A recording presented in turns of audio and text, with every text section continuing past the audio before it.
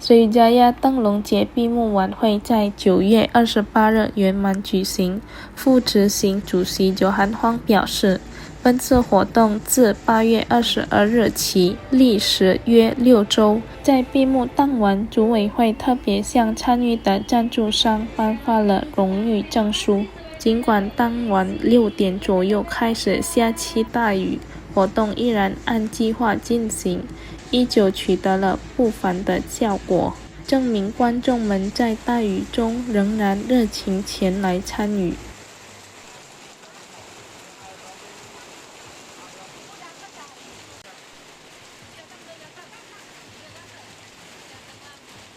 Malam hari ini hujan turun ya, tadi jam 6, kemudian reda sebentar dan turun lagi kembali hujan. Nah, ini sepertinya pertanda bahwa alam pun turut bersedih ya, karena festival ini akan ditutup pada malam hari ini gitu. Sama acara yang berlangsung, antusias penonton tuh sangat luar biasa ya. Terbukti walaupun hujan mereka tetap datang untuk mengikuti acara penutupan ini. 与此同时，观众阿塞拉和塞西利亚表示，虽然闭幕当晚下雨，但他们依旧兴致高昂，因为活动十分精彩。他们说，每年都会来到Sriwijaya 灯笼节，不仅美食丰富可口，舞狮表演也十分吸引人。他们希望明年天气能够放晴，同时也增加一些帐篷设施，方便观众在下雨时避雨。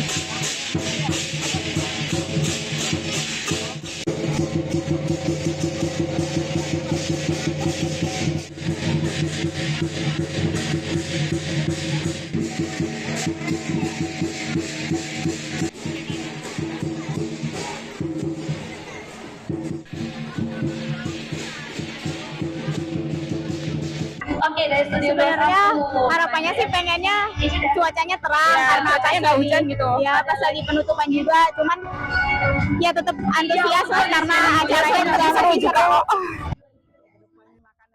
来自贝干巴路的游客苏亚蒂和里乌斯雷尼也表达了相同的感受。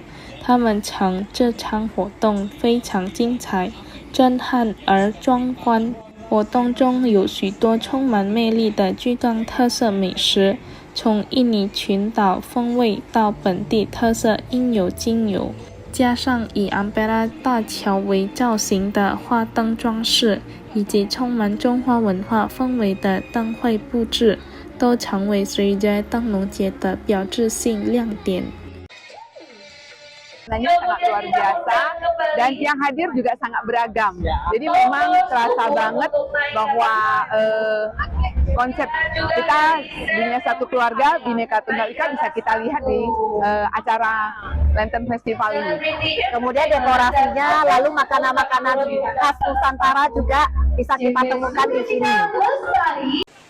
Muhammad Aidil, PAL TV.